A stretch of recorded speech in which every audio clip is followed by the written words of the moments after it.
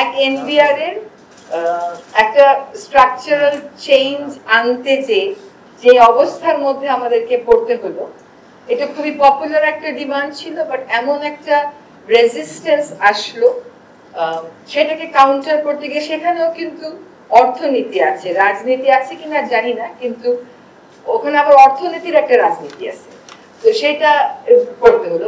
সংস্কার তো আসলে 1.5 বছরে হয়ে যাওয়ার বিষয় না, 1.5 বছরের প্রক্রিয়াটা শুরু করা যায়।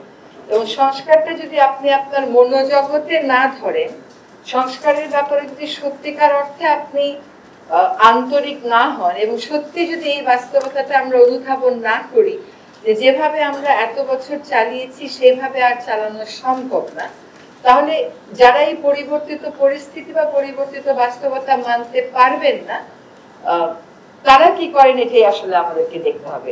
এবং একটা সংস্কার প্রক্রিয়া টেকসই হওয়ার একটা বড় প্রিকন্ডিশন হচ্ছে যে এটার ব্যাপারে একটা কনসেনসাস থাকা উচিত। কারণ আমরা আসলে অনেক কিছু সংস্কার করে ফেলতে পারি। ধরেন ওটা আমাদের ছিল 1/11 এর সময় অনেক কিছুই তো সংস্কার হলো, 2 বছর থেকে অনেক কিছুই সংস্কার হলো, কিন্তু টিকলো না তো চর্চায় গিয়ে কোনো কিছু। ফলে আমরা প্রথম থেকেই চেষ্টা করেছি যে সকলকে সাথে নিয়ে যেটুকুন করা যায় সেটুকুনও যদি করে দিই তাহলে ওটা অন্তত টেকসই হবে। কিন্তু আসলে অনেক কিছুই করার বাকি থেকে গেল। যদি রাজনৈতিক অর্থনীতির কথা বলি, ভূমি ব্যবস্থাপনার কথা বলতে হবে। যদি রাজনৈতিক অর্থনীতির কথা বলি, অবশ্যই জ্বালানি খাতের কথা বলতে হবে।